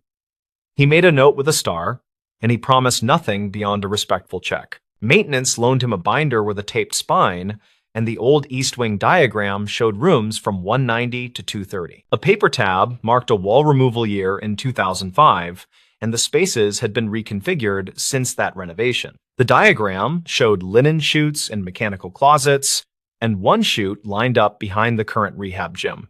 Calder compared the faded room to a modern corner, and the old room 212 would be near the therapy office. He felt the workable line appear, and it had more gears than luck. He thanked the supervisor and returned the binder, and he set off toward the gym. The therapy office had a bulletin board with service pins, and a small photo showed a woman in scrubs named Kovacs. A caption said she ran a staff fundraiser in 2011, and the photo looked like a copy of a copy. Calder asked the receptionist if Miss Kovacs still worked there, and the receptionist said she retired years ago. The receptionist checked a directory and found no current contact, and then she opened a drawer with old alumni notes. She found a folded program from a memorial tea, and the newsletter said, "Lena Kovacs lost a husband early." The print used careful language, and it did not mention the ring or the initials. Calder felt a chill that did not belong to superstition, and he asked security if he could call the number on the old scan. The guard said the number probably died years ago, and he recommended the hospital volunteer office for family links. Calder went there and explained the situation, and he kept details minimal and careful. The volunteer coordinator listened and nodded, and then she showed him a book of donor inscriptions. She pointed at a plaque near the rehab gym, and the name said, Kovacs Family Therapy Garden with a small leaf icon. She said the family sometimes visited during late summer, and she could pass a message through a general email. Calder returned to the East Wing desk and asked again to log the ring, and he added the old report number on the form. The charge nurse read his notes and raised an eyebrow, and she asked whether this was a lost patient or a lost object. Calder answered it was certainly an object, and he was trying to avoid making anyone hurt again. She stared at the band through the plastic and then nodded, and she initialed the line for custody. She called linen services and requested a search of older chutes, and she asked maintenance about a recent vibration test nearby. She then told Calder she appreciated the thoroughness, and she would add her number to the receipt. On his lunch break that arrived at almost noon, Calder called his partner from the shift and asked about the bench cushion. His partner said the cushion ripped months ago near the latch, and small things sometimes fell into that hollow void. He said he once lost a pen that rolled out 3 weeks later, and they both laughed about the gremlins. Calder asked if any hospital staff had borrowed their transport stretcher recently, and his partner said rehab used it during a power test yesterday.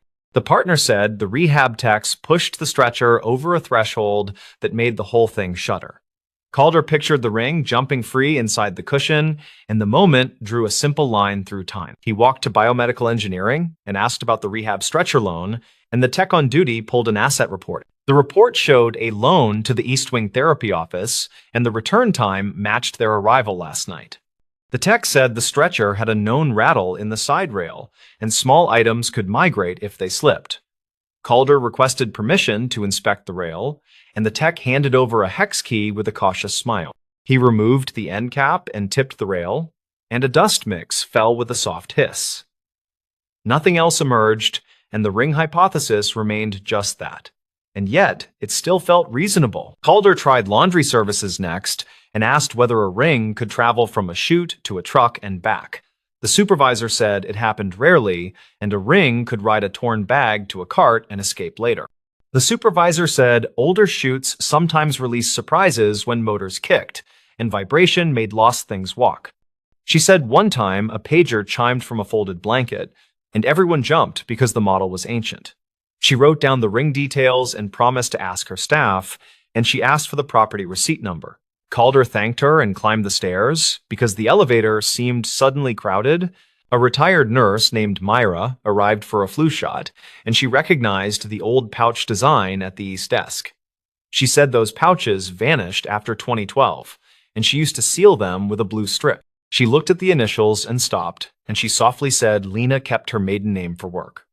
She remembered a shift when a patient requested a chaplain, and afterward a ring went missing from the bag. She said they turned the room upside down and found nothing, and she cried telling the family that week.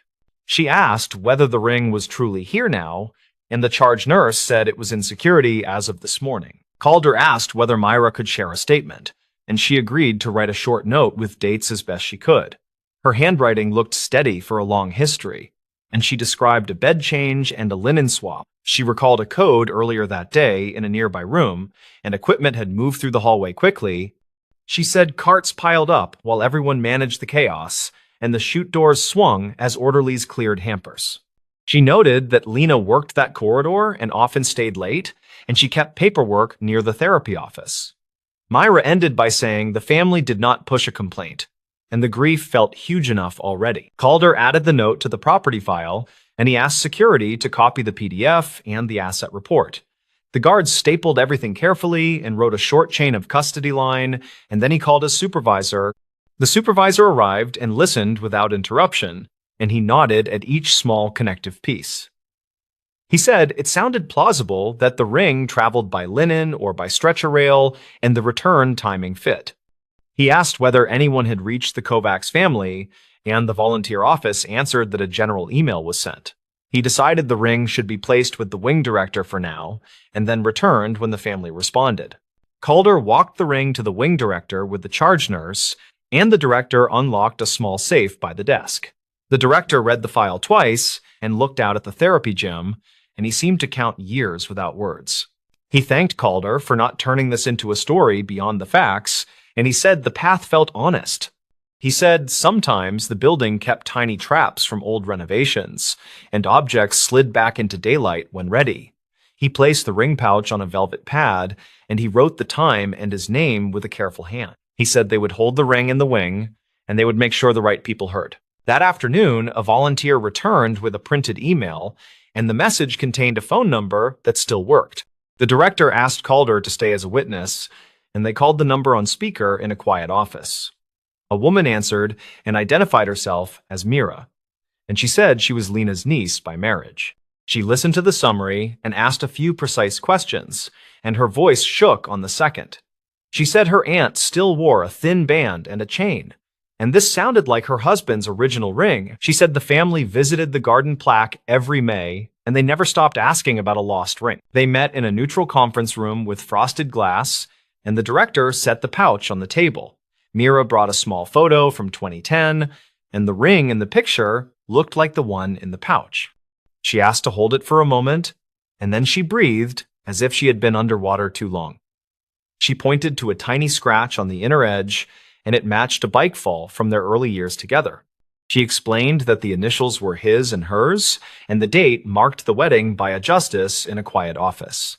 She thanked the room and said she did not want a ceremony, and she was just grateful for care. Calder signed the witness line and pushed the pen toward the director, and the moment felt weightless and plain.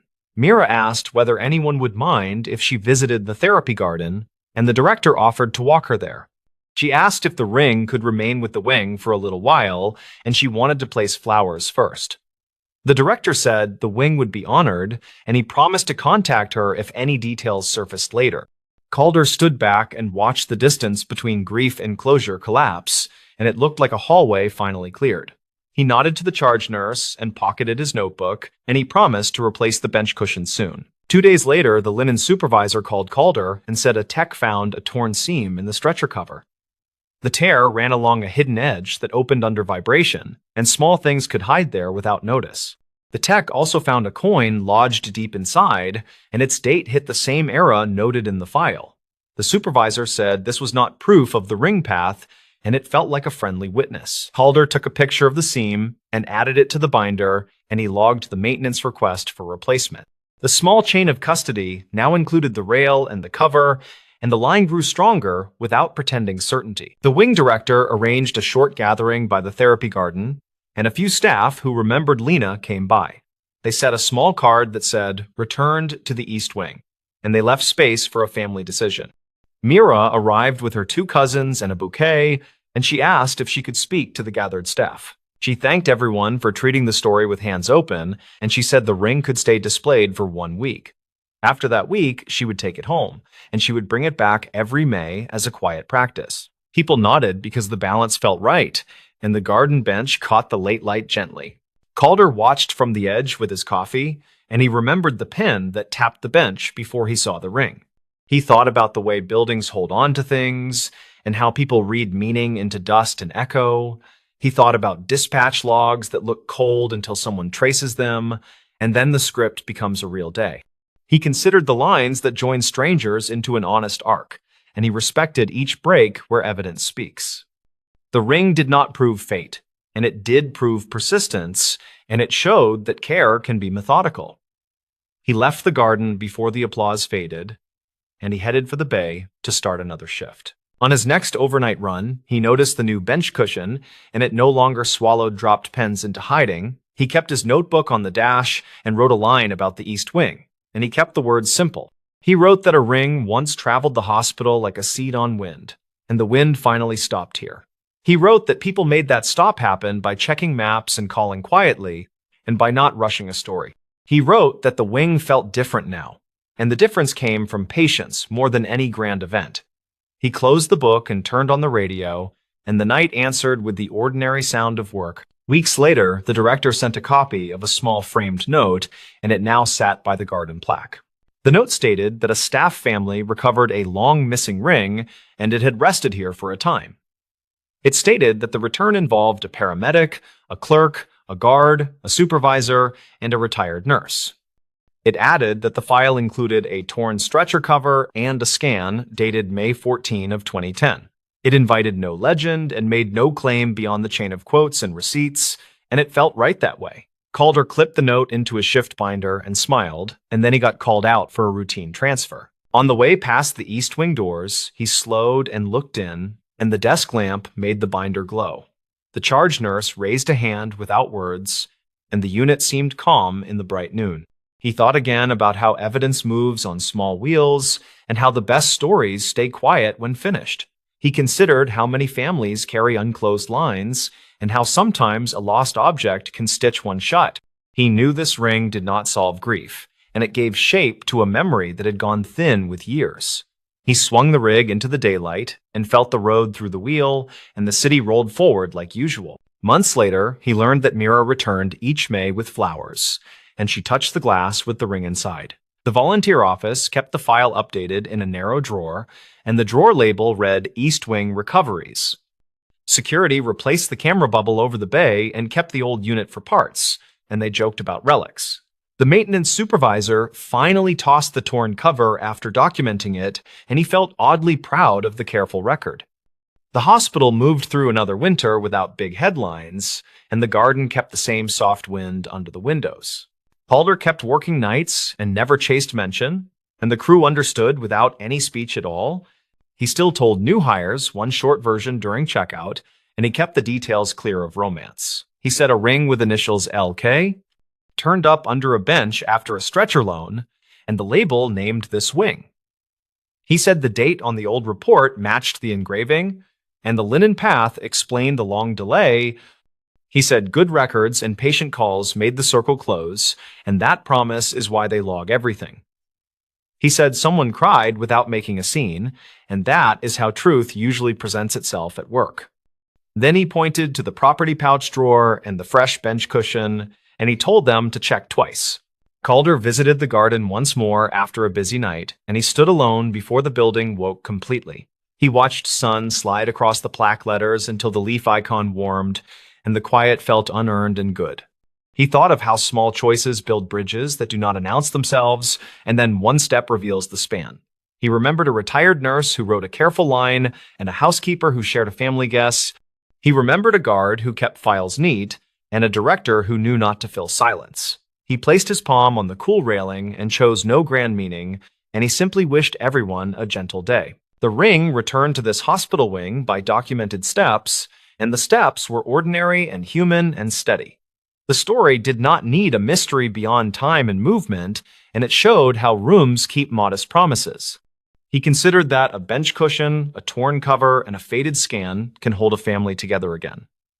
He thought that is enough for any place built to heal, and he walked back to the bay without speaking. He started the rig and checked the lights, and the reflections blinked across the wet asphalt. He breathed, then he rolled toward the morning traffic, and the work met him with the same quiet weight. The stories. Why the bridge cameras failed during the final crossing. The countdown to the final crossing had been promoted for weeks, and the city promised a clean archived stream. The bridge cameras blinked to black when the convoy rolled, and people kept asking why the goodbye moment vanished. Kira Mendez was 32, and she worked as a municipal traffic systems technician for a mid-river city. Her plan that night was simple, and it involved checking status lights and saving a complete recording of the closure. The steel truss bridge was due for retrofit at midnight, and the transportation office wanted a neat farewell video. She had coffee in a paper cup, and she had a clipboard that made her look official to crews. The incident started 5 minutes before midnight when the feeds showed minor pixelation on the west pylon camera. A few seconds later, the screen tiles on her software wall went gray, and a red banner said signal lost. The last frame showed reflective letters on a banner near the railing and a shuttle bus idling behind a pilot car. The convoy began its slow roll toward the county line, and the control room got very quiet. Kira listened to the archived radio channel, and she heard the bridge supervisor saying to hold speed at 15. A dispatcher replied that news crews were filming from the Riverwalk, and the supervisor said that everyone needed to stay behind the cone. Then the audio captured a short, static burst, and another voice asked if the city still had their picture. The answer was a dry negative, and keyboard taps filled the silence that followed. Witnesses later said the outage was 8 minutes long, and it began as the pilot car reached the crown. A retired custodian named Gideon Pruitt told a reporter that he saw a cabinet in the median flicker. He said it looked like a tiny lightning bug behind the vent slots, and he heard a faint pop like a knuckle crack. His statement landed in an inbox with 3 other messages that said similar things about a brief blue blink. Kira started with the basics, and she pulled logs from the camera management server without touching the lost files. The server thought midnight arrived twice, which never looks good to anyone who has chased timing bugs. She found a warning about an NTP source flap, and the system switched to a GPS puck after losing the building clock. Timing drift can smear security recordings, yet it rarely knocks every feed offline at the exact same minute. She wrote a note that said timing is a clue, not a cause, and she kept digging with patience. The routers showed a spanning tree reconvergence at 4 seconds to midnight, and that got her attention fast. Spanning tree is a safety net that prevents a network from burning itself with a loop, and reconvergence takes time. She called the on-call network tech, a quiet guy named Rowan, and they met at the Riverfront cabinet. They opened the cabinet with a city key, and they found a 4-port portable switch with gaffer tape on it. The little device sat between the city gear and a coil of orange cable that led under the guardrail. That was not standard kit. And the tape had a logo from a production company that Kira did not recognize. She photographed the layout, and she unplugged nothing until she finished a full set of angles for the file. Rowan traced the orange cable to a tent where a drone crew had packed cases, and the crew had already left. A security guard named Pavel Rios remembered a friendly woman in a blue jacket asking for power earlier that evening. Pavel said the team wanted to pull a clean feed for a big screen on the Riverwalk, and he pointed to a scuffed outlet strip.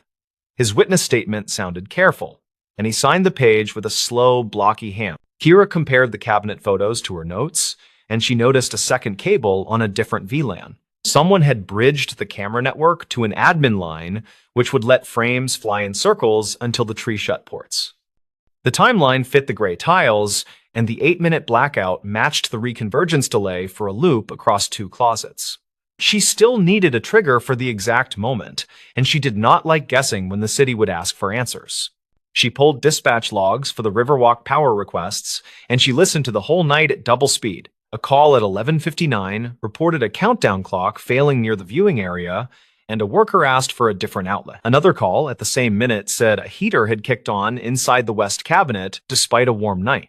That heater was a rack warm-up coil used since 2014 to protect hardware in winter, and it drew more than a camera. Rowan frowned at the heater line item, and he pointed to a value on the UPS history that showed a short overload. The little UPS carried the camera injectors and the microwave backhaul radio, and it did not love sudden guests. If the countdown clock plug shared a breaker with the injectors, the draw would push the UPS near its limit for a moment.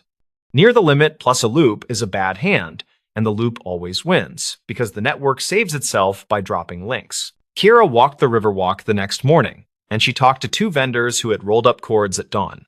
One vendor said a volunteer offered a splitter when the big screen lost power, and he remembered the splitter had city tape. Another vendor said the drone crew asked where the cabinet breaker was because their screen kept blinking, and nobody had the answer. The statements were casual, yet they matched the strange dance of power and packets near midnight. She asked the production company for a contact, and a polite manager called her back after lunch with a careful tone. He said their contractor had used a small switch to monitor the public feed, and they believed it was harmless. He said they never intended to touch city networks beyond a documented monitor port, and they had emails to show that fact. He sounded worried, as if lawyers had taught his throat to stay narrow, and he promised to send photos from setup. The photos arrived in compressed form, and they showed a neat tent with a truss and a folding monitor. A cable labeled monitor led toward the guardrail, and a second cable labeled power ran to the same cabinet. The setup looked tidy under good light, and a laminated badge on a case matched the tape Kira had photographed in the cabinet. She added the images to her folder, and she kept the tone neutral in every note she wrote. She still needed to explain the last pieces, and the final footage angle kept bothering her with its reflection. The last frame from the west camera showed a bright banner near the railing, and the letters looked metallic and sharp. A sign vendor later confirmed that the city changed materials at the last minute, and they used Mylar for a brighter look. Mylar near a microwave dish is not a great neighbor, and the backhaul radio sat a few feet behind that railing.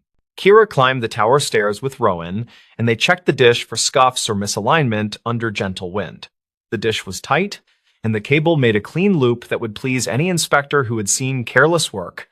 A scratch along the feed horn matched Gideon's tiny lightning bug description, and Rowan thought a brief arc could have happened.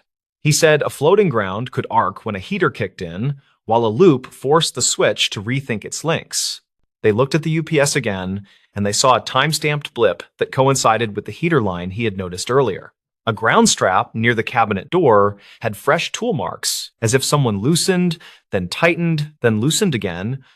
Pavel remembered a worker with a silver badge checking the strap during the day, and he believed the badge looked temporary. He did not accuse anyone, and he did not embellish, and that made his memory feel steadier with time. A radio hobbyist named Lana Cho sent Kira a short audio clip from her scanner, and it included an interesting fragment. A voice said, "We lost it again, right at 0, and another voice replied, "The mirror banner is killing the dish angle." The clip had the squeal of an open mic, and it included a shout for someone to move the sign immediately. Lana kept the original recording, and she dated it from a receiver with a time reference she maintained carefully. Kira built a timeline that started with setup and ended with the convoy reaching the county line under flashing beacons. The drone crew plugged a small switch to a cabinet monitor port, and they also hit a convenience outlet to power their screen. The countdown team later borrowed that same outlet for a clock, and someone added a splitter that pushed the UPS near the cliff. At the same minute, a heater coil cycled. The loop between camera and admin lines forced Spanning Tree to rewire the network. The microwave backhaul radio tried to hold modulation, while the dish saw Mylar flash from a waving banner over the railing. A brief arc at the horn marked the overload moment, and the UPS shrugged as the injectors cycled in self-defense. The network dropped non-essential links until the tree calmed, and the cameras starved for power while the bus rolled by. 8 minutes later, everything recovered, and the last frames returned to a quiet bridge with only taillights in the distance. She tested the theory instead of declaring it solved, and she set up a controlled loop with a spare cabinet. Rowan brought a portable switch and a splitter, and they hooked a dummy clock and a space heater to simulate draw.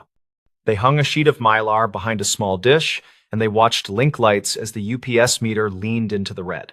The picture dropped in a pattern that matched the outage graph, and the recovery time was nearly the same as the archived gap.